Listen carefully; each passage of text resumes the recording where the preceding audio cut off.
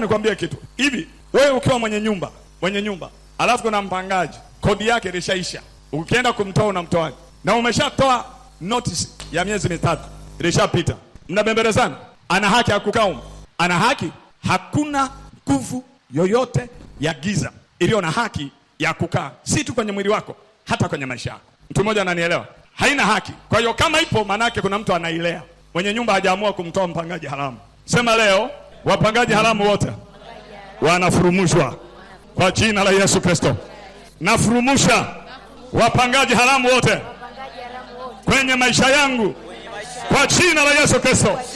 Siku ya leo natangaza ushindi juu ya wapangaji haramu wote.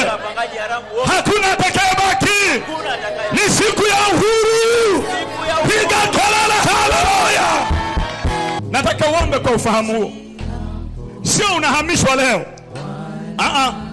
Kama kuna vinyamkera ambavyo vinaendelea kuzunguka kunyatia familia yako, kutokea kwenye ndoto, kuvizia watoto wako, kuvizia biashara yako, nataka uwe unajua ya kwamba hao ni wapangaji haramu